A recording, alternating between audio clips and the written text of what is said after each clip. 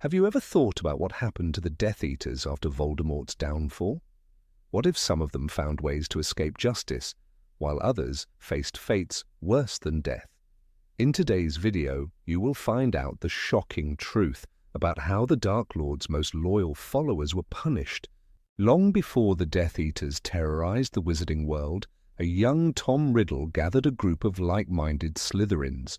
They believed themselves to be his friends, though he never truly cared for them. According to Albus Dumbledore, they were either weak students seeking protection or cruel individuals looking for a leader to justify their actions. These early followers would later become the first Death Eaters. Under Voldemort, they became an unstoppable force, enforcing his will in both magical wars. But even after their master's demise, some managed to survive. Their fates were filled with fear, betrayal, and ultimately, justice. Where did the Death Eaters come from? By 1970, Voldemort had officially formed the Death Eaters, starting with former Hogwarts students, mostly from Slytherin. They referred to him as the Dark Lord, and those he deemed worthy received the Dark Mark, a skull with a snake, a symbol of ultimate loyalty. Convinced of his immortality, they sought to overthrow the Ministry of Magic. Their numbers far exceeded those of the Order of the Phoenix. What did the Death Eaters do in the First Wizarding War? They spread terror. They attacked in secret, tortured, killed, and marked their victims' homes with the Dark Mark. Muggle and wizard alike lived in fear. Only Dumbledore's Order of the Phoenix and a desperate ministry stood in their way. But their efforts were not enough. What happened when the Dark Lord vanished? The war ended abruptly when Voldemort attacked baby Harry Potter and disappeared. With no master to guide them, the Death Eaters fell into chaos. Many were arrested without trial and sent straight to Azkaban. Bartemius Crouch Sr., head of the Department of Magical Law Enforcement, authorized the use of unforgivable curses against them. Some, like Sirius Black, were wrongly imprisoned, while others, like Lucius Malfoy, avoided punishment by claiming they were under the Imperious Curse. Who was punished after the First War? Most Death Eaters went into hiding, but the most devoted, like Bellatrix Lestrange and Barty Crouch Jr., continued searching for Voldemort.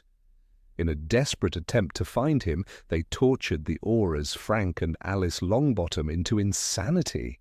For this crime, they were captured and sentenced to Azkaban. Others, like Evan Rosier, fought to the death rather than be taken alive.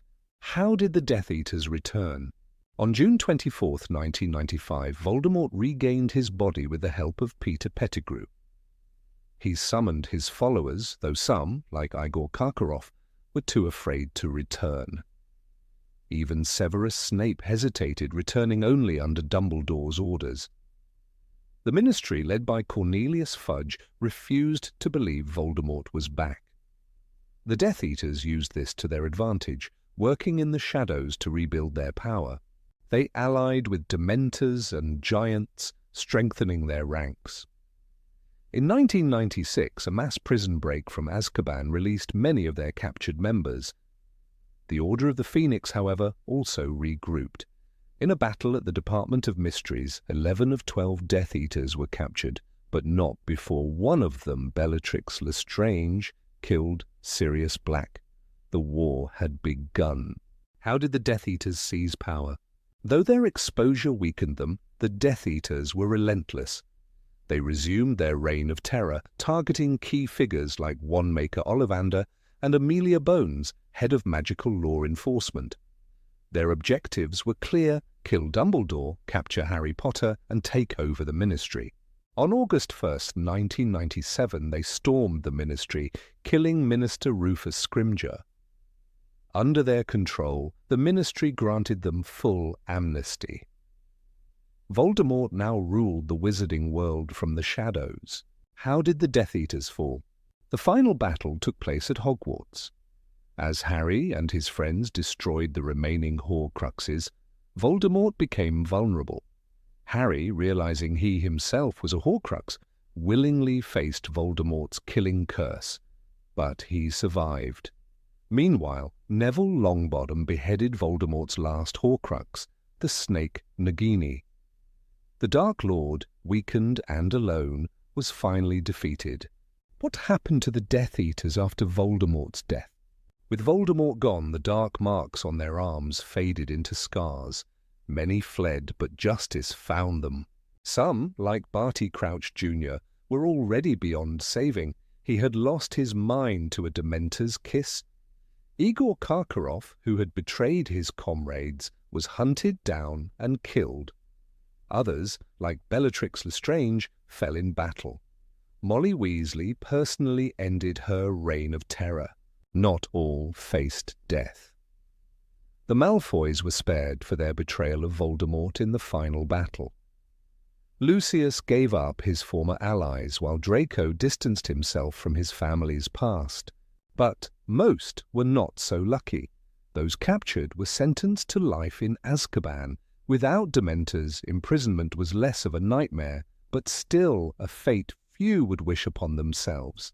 Was this truly the end? In 2018, a magical disaster known as the Calamity shook the world. Strangely, dark figures in black robes and skull masks reappeared, attempting to reignite the fear of the past. Were they remnants of the Death Eaters, a new generation of dark wizards? Whatever their origins, they soon vanished, leaving only questions behind. And so the tale of the Death Eaters finally came to an end. Or did it? Darkness does not disappear overnight. Even with Voldemort gone, his shadow remained. The Death Eaters were scattered, their leader defeated, but the ideology he built did not simply vanish. Hatred, fear, and the obsession with blood purity were too deeply rooted. And in the years that followed, whispers spread through the wizarding world, whispers of those who still believed, those who wanted to bring his vision back to life. One name surfaced more than once: Delphi. She called herself Delphine, the daughter of Voldemort and Bellatrix Lestrange. A secret kept from the world. Raised in the shadows, she was neither feared nor respected, but she wanted both.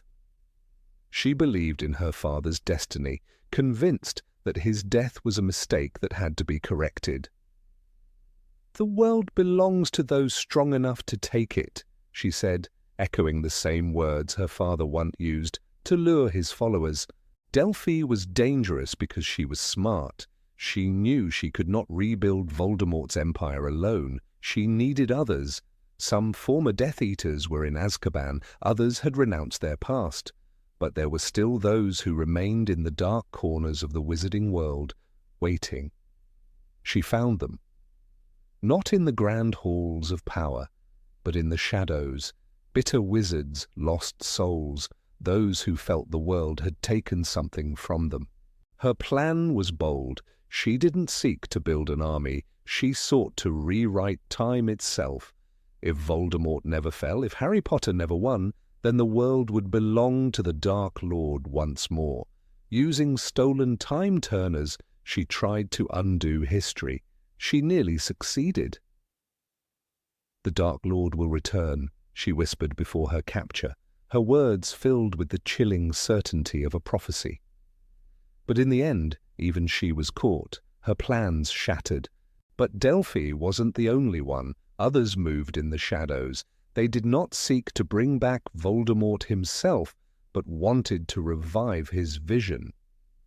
Scorpius Malfoy once glimpsed what the world would have looked like under Voldemort's rule. In an alternate timeline, the Dark Lord had won, the Ministry had fallen, Harry Potter was dead, and Draco Malfoy's son had seen firsthand the terror of that reality. It was a world of fear, he later said, a world where no one was free. Some wizards, however, saw that future not with horror, but with admiration. Among those who still clung to Voldemort's ideology was Corbin Yaxley. A former high-ranking Death Eater, he had once been deeply embedded in the Ministry, pulling strings behind the scenes. He had escaped Azkaban after Voldemort's fall and disappeared. Some believed he was dead. Others whispered that he was still out there, gathering sympathizers. His belief in blood purity never wavered. If he was alive, he would not stay silent forever. Rumors also swirled around Fenrir Greyback. The savage werewolf had never truly followed Voldemort. He had followed his own hunger for violence. But after the war, his hatred for wizards who opposed him had only grown. Some said he had begun recruiting, not wizards, but werewolves, building a pack strong enough to challenge the new order. If a new Dark Lord were to rise, he would be ready to serve on his own terms. And then there was the question of the children, those raised in the homes of Death Eaters, those who had been told year after year that Voldemort's defeat was not a victory, but a loss. The children of those who had never truly abandoned the old ways. They carried the past in their blood, and some, perhaps, still believed in its power. The darkness had not disappeared. It had only changed its form. A new Dark Lord, perhaps. Perhaps not. But as long as there were those who wished for power, who longed for the world Voldemort had tried to create, the threat would never truly be gone. It would wait, it would watch, and one day it might rise again.